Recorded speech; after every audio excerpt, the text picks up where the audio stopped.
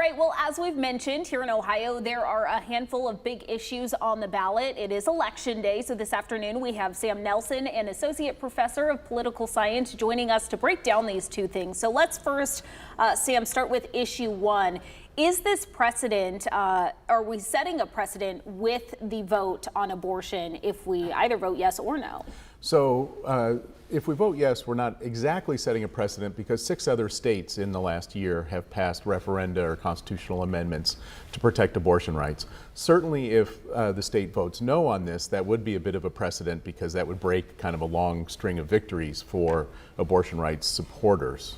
Okay, and then in Ohio, do you expect us to be a leader in this, or do you expect our state to maybe be different? So, politics in the state, abortion's been a winning issue, the pro-life side, for Republican elected officials, but voters in the state actually support abortion rights pretty consistently in polling going well back before Roe was overturned. So I don't think if issue 1 passes, we should be surprised by that, even though Republicans have a strong advantage in the state.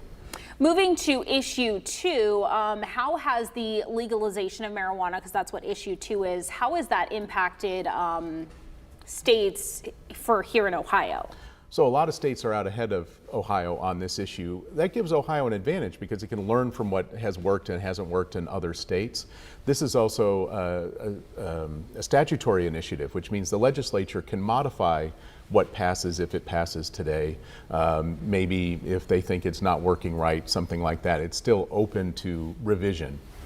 For Northwest Ohio, we're able to go over the state line into Michigan and get it if we want it. So does that have an impact much in Northwest Ohio, whether if it passes or doesn't pass? Probably not in practical terms, although you would expect some new small businesses to open in Northwest Ohio, and that would affect people who can start those businesses or shop there. Takes a little bit of money out of the pockets of Michigan businesses. So it'll have some effects there, but it won't be a dramatic effect the way it might be for somebody who's in the middle of Ohio and has a long drive to get up into Michigan. If it passes, do you expect Ohio to maybe look to the other states like California, Nevada, places that already have marijuana recreationalized? I think so. I mean, why not learn from their experience? Why not take whatever data they've already developed, see what problems maybe have emerged, and work from that?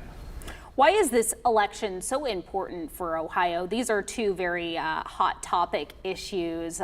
You've got a lot of people on both sides debating this. So why is it so important? Well, certainly abortion is one of the biggest issues in American politics, and it has been for a long time. And since the Dobbs decision overturned Roe v. Wade just a little over a year ago, it's gotten just an enormous amount of attention.